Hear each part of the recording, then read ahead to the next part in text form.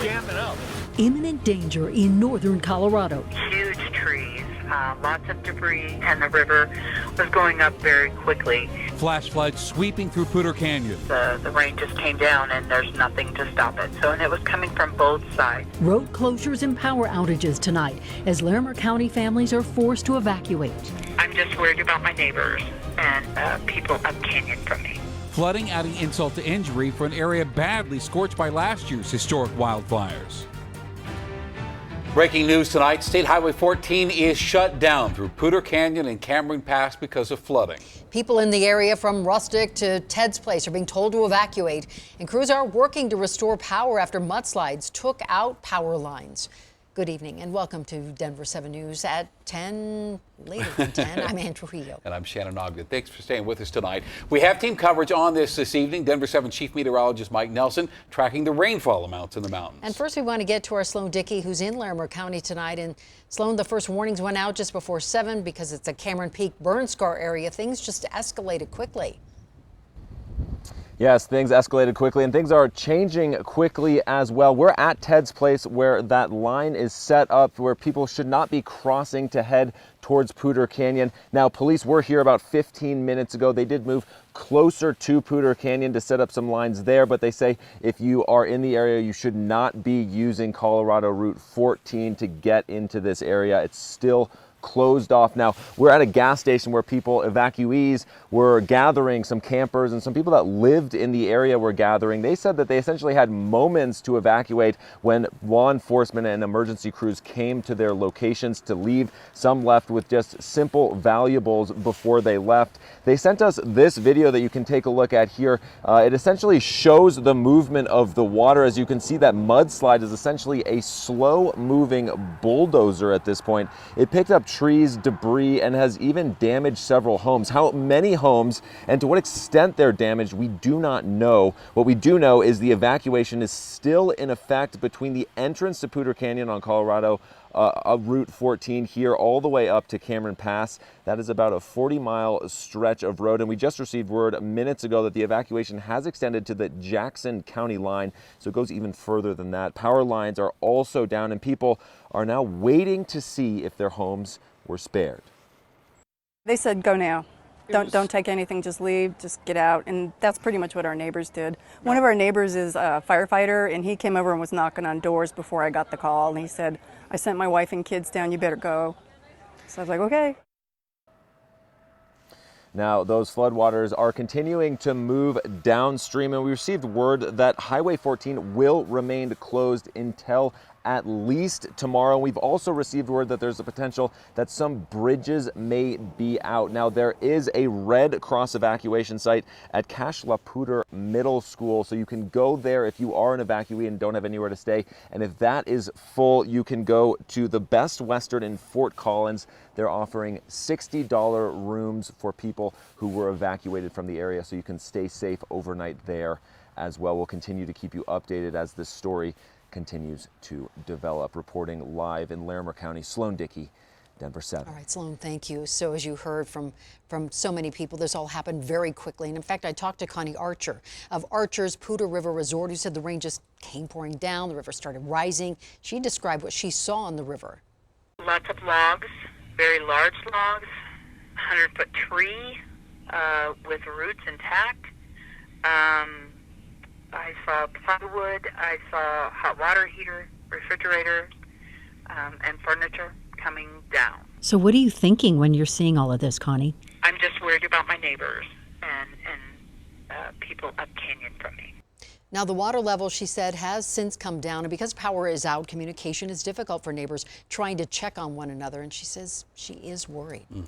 So let's get now to Denver7 Chief Meteorologist Mike Nelson. And Mike, these are the areas that saw all the wildfires last year, and that is what has left them so vulnerable to the flooding. Shannon, exactly right. That area, scarred and burned off, doesn't have anything to hold that water, and so we had over an inch of rainfall on the western part of the Cameron Peak burn scar earlier this afternoon between about 5 and 7 p.m. The thunderstorms moved through that area. They've mostly ended now, but when you don't have that tree and the grasses to hold the water, it rushes off very quickly. So this is the area no longer under a flash flood warning, but certainly severely impacted by that earlier flooding. Now, we still do have some other areas that are under active warnings, and that is near the Grizzly Creek burn scar. Flash flood warning in effect there near Glenwood Springs until 11:30 tonight.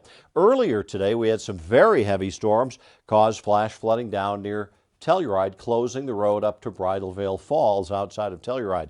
The monsoon flow in place now across Colorado, moving in over the western portions of the state. In the eastern side, we have the air quality issues because of all of the wildfire smoke and low-level ozone. Now, these are the headlines coming up. We do expect the storms to be done for tonight. Haze and smoke is going to linger. More mountain storms tomorrow. The air quality will gradually improve across the state as the rains spread eastward over the course of this week into the weekend. Full 7-day forecast coming up in about 15 minutes. All right, thank you, Mike. And as Mike just mentioned there, it's not just northern Colorado feeling the effects tonight. This is a live look at I-70 near Glenwood Springs. The interstate is shut down now through Glenwood Canyon because of worries about flash flooding there. The closure runs from US 6 near Rifle to the Docero exit. CDOT says they have no timeline for reopening right now. Glenwood Canyon, as you remember, was badly scorched by the Grizzly Creek fire last year. Another part of Colorado was dealing with that flooding and mudslide earlier today. Heavy rains caused mudslides east of Telluride in San Miguel County, and thankfully we have not heard of any injuries. But the San Miguel County Sheriff's Office said they did have to rescue a few people who were driving in these dangerous floodwaters and were not equipped for weather emergencies. And when we talk about the burn scar areas, we're talking about the places just devastated by some of our state's largest wildfires, the Cameron Peak Fire, the Grizzly Creek Fire, the East Troublesome Fire. Now let's take a deeper look at why these burn scar areas are so prone to flooding. We spoke to an expert with a School of Mines who says the burn removes a lot of dead material, and after a wildfire, the soil changes. So the soil doesn't have the ability to absorb the water when the rain comes down like it usually does, and that's why we see the runoff. So even in a small rainstorm, that can mean serious flooding in those areas. And we'll stay on top of the situation in Larimer County. In the meantime, you can always get weather alerts 24/7 for your area on the free Denver7 Plus app for your Roku, Amazon Fire, Apple TV, or Android device. It looks like embattled Westminster City Councilor John Voles will keep his seat. The city announced initial voting results for the question, shall John Voles be recalled? Well, nearly 62% of people voted no, compared to 38% who voted yes. This recall election came amid frustrations about high water rates. Voles says the recall, though, is misdirected. He says he was not on the city council at the time of the vote on those rates. You know, all through the pandemic, Colorado faced an uphill battle to root out fraudulent unemployment claims. And while some people are trying to scam their way into some easy money, others are being locked out of the benefits they're entitled to. Denver7 CB caught up with one woman who was caught in the middle and struggling to pay her bills. Because Monica Newman has the credentials and memories from her years teaching students. Now, she's the one learning. I fill it in and submit multiple forms. As she navigates Colorado's unemployment system. I don't have any benefits or income at all. And she doesn't know if she ever will. In late May of this year, Newman was unexpectedly laid off from her teaching job.